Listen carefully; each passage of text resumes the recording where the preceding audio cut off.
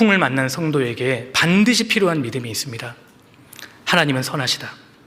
여기 38절 보십시오. 예수께서는 고물에서 베개를 베시고 주무시더니 제자들이 깨우며 가로되 선생님이여 우리의 죽게 된 것을 돌아보지 아니하시나이까 하니 믿음이 없는 제자들의 원망소리입니다. 우리의 죽게 된 것을 돌아보지 아니하시나이까. 이 같은 구절이 누가복음 8장에는 주여 주여 우리가 죽겠나이다 이렇게 되어 있습니다. 지금 제자들은 폭풍을 만나서 죽게 되자 예수님에 대해서 이렇게 생각하는 겁니다. 이분은 우리의 죽게 된 것을 돌아보지 않는 악한 분이야. 지금 이런 생각을 하고 있습니다. 그러니 얼마나 주님께서 서운하셨겠습니까? 마귀는 우리가 고난을 통과할 때, 엄청난 폭풍을 맞았을 때 우리에게 부정적인 생각을 자꾸 집어넣습니다. 에덴 동산에서 마귀가 하와에게 뭐라고 이야기했습니까? 하나님이 참으로 너희더러 동산 모든 나무의 실과를 먹지 말라 하시더냐? 하나님께 대한 의심과 부정적인 생각을 하와에게 집어넣어 준 겁니다. 특히 지금 폭풍을 만난 우리에게 마귀는 귓속에다 대고 속삭입니다. 하나님이 어떻게 너한테 이러실 수 있는 거야? 하나님은 악한 분이야 라는 생각을 집어넣어 줍니다.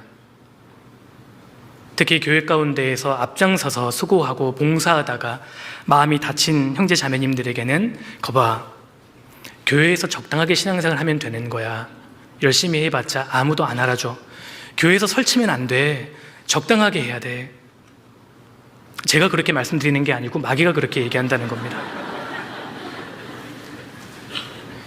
마귀는 고난을 만난 우리에게 고난이 주는 아픔에만 집중하게 하고 하나님을 아주 부당한 분으로 왜곡시켜 버립니다. 그래서 육신적으로 평안하고 형통하면 하나님이 선하시는 것이고, 내 인생이 계획한 대로 풀리지 않고 고난이 찾아오면 하나님은 악한 분이라고 하는 싸구려 생각을 갖게 합니다. 그래서 실제로 엄청난 고난을 당한 분으로부터 이런 고백을 들은 적이 있습니다. 하나님은 정말 못된 분이신 것 같아요. 하나님이 어떻게 내게 이러실 수 있는 거예요? 지금도 하나님은 많은 사람에게 오해를 받고 계십니다. 그래서 우리에게 정말 믿음이 필요한 겁니다. 이 마귀의 음성을 떨쳐버릴 수 있는 것이 믿음입니다. 그 중에서도 하나님은 선하시다. 우리에게 믿음이 필요합니다. 우리가 신앙생활을 하는 중에 비록 이해되지 않는 일이 벌어진다 하더라도 하나님은 선하시다. 이것을 우리가 끝까지 고수해야 합니다. 어떤 환경에 처한다 할지라도 이것을 우리가 양보해서는 안 됩니다. 하나님은 선하시다. 그래야만 우리가 마귀에게 속지 않을 수 있습니다. 하나님의 선하심에 대해서 의심하는 순간 우리의 신앙의 뿌리채이기 때문입니다. 시편 119편 넘겨보겠습니다. 시편 119편 67절입니다.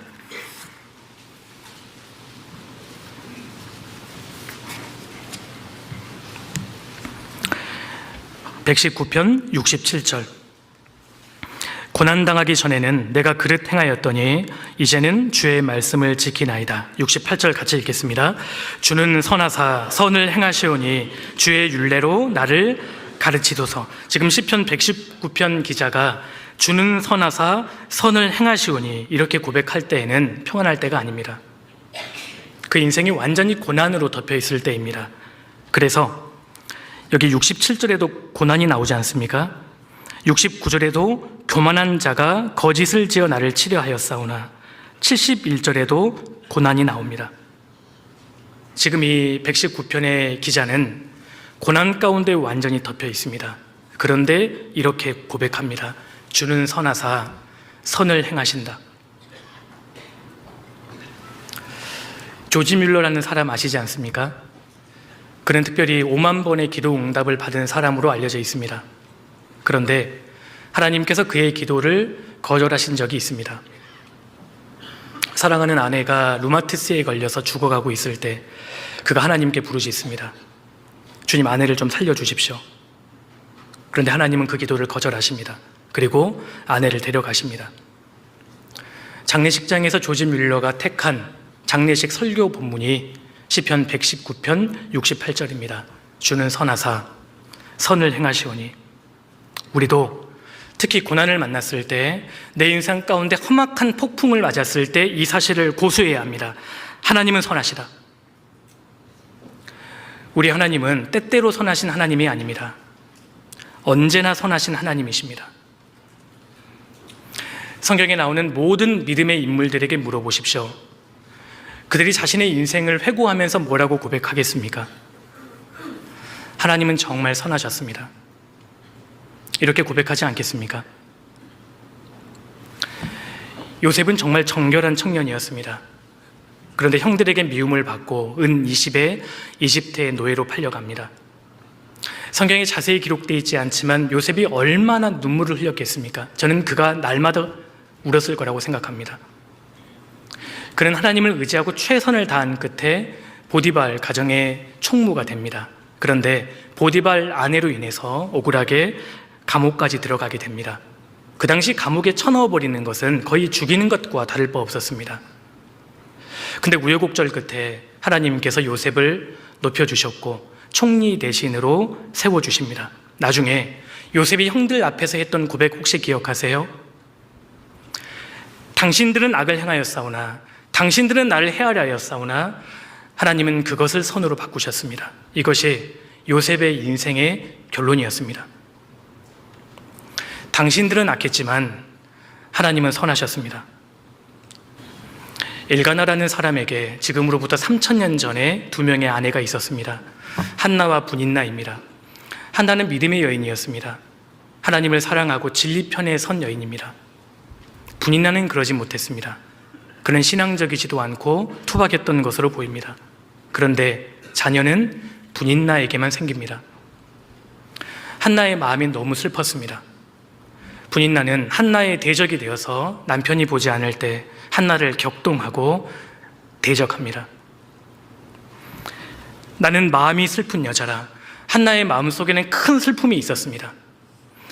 분인나가 그만큼 독했던 것 같습니다. 한나의 약점을 알고 한나가 무슨 말을 하면 괴로워할지를 분인나는 알았던 것 같습니다.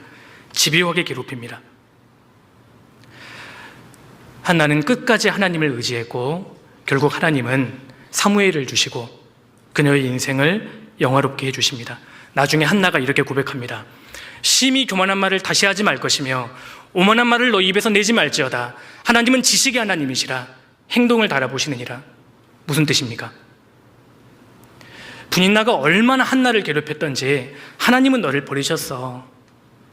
너 지금 남편이 너 사랑한다고 조금 우쭐대니? 너는 자녀가 없잖아. 하나님이 내 인생을 돌아보시고 너는 버리신 것 같아. 너 그냥 집을 나가.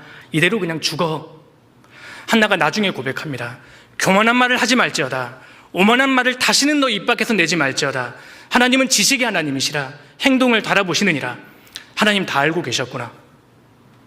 하나님 다 보고 계셨구나. 하나님은 선하셨구나.